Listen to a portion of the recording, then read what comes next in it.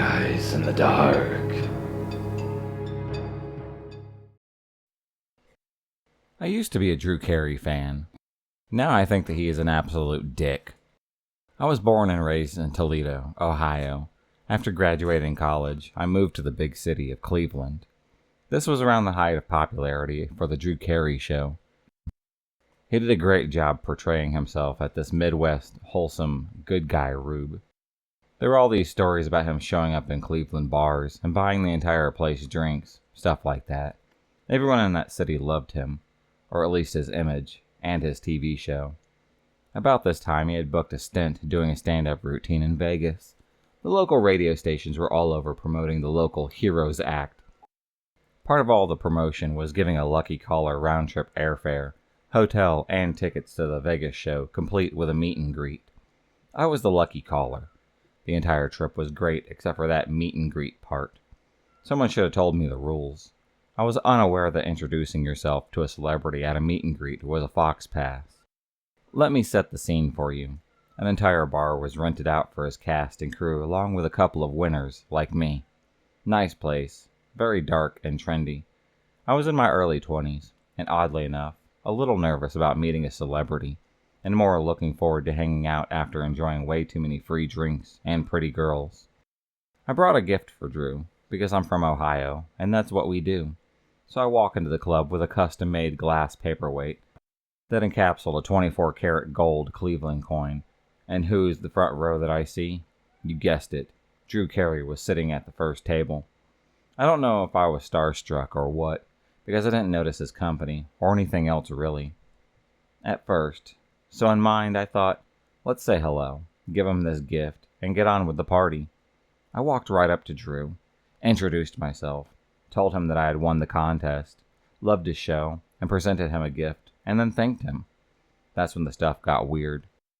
My introduction and the comments were literally less than 30 seconds, and I turned to walk away towards the bar. I began to hear and notice things as I turned. I noticed Drew was with what appeared to be 4 prostitutes. There are things on that table that I recognized from my fraternity house, and I hear some of the staff saying, "He didn't talk to Drew?" right behind me. His entire persona was bullcrap. I look back and see Drew throwing the paperweight and yelling to his muscle guys, "That one!" That was it. 3 minutes into my Vegas night of free drinks and trying to hook up with C-list celebrities, I was thrown out on my ass.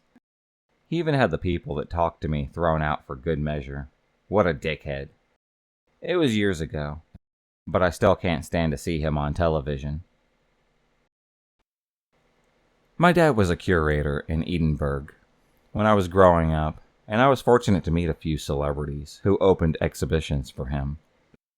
The absolute worst was Anthony Daniels, aka C-3PO from Star Wars. He opened up an exhibition called The Art of Star Wars, and was a rude, egotistical prima donna. When my father had tried introducing us to him, he flat out refused on the grounds that he was preparing for his performance, which was reading a short speech, and virtually shoved us out of the room. Later, once the scintillating and arduous performance was over, he declared it was time for the official photos, and clapped his hands at the guests like he was a school teacher, and we were rowdy pupils. He herded us into a place, and physically repositioned some people, quite literally pushing them around. We were all holding little exhibition guides that had his image on the cover, and he walked around adjusting each and every single one so that his face was visible. Only then could the photos proceed. What an utter asshole. I'm a huge Star Wars fan, and now every time C-3PO is on the screen, all I can think of is this guy's a wanker. My father theorized that because Daniels is seldom recognized, that with the full-body robot costume, he acts like a complete prima donna to compensate it. I think that there's something in that.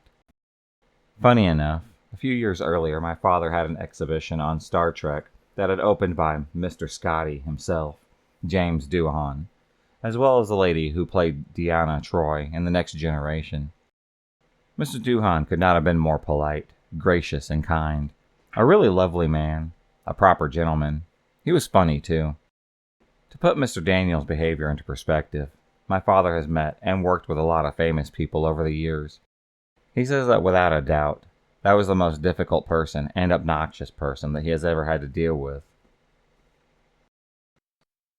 The first movie that I ever saw Ron Perlman in was Hellboy. I absolutely loved that movie and thought that Ron was the shit. One day, my parents and I were taking a vacation. We decided to spend the day at Santa Monica Pier in Los Angeles. What to our surprise, we were in one of the parking lots, getting ready to go to the pier, when my dad spies Mr. Perlman standing right next to a car. My dad was also a huge fan of Ron, and decided that he would brave a confrontation to ask for a simple picture and maybe an autograph from him. As my dad had approached, Mr. Perlman's face had screwed up into a powerful scowl, embalming my dad as he snaked past a few cars. My dad had approached Mr. Perlman and asked him for his autograph. Ron simply lowered his shades to look at my dad right in the eye and said simply, "Fuck off." That was it. He then turned around and went back to doing whatever it was he was doing before my dad had approached.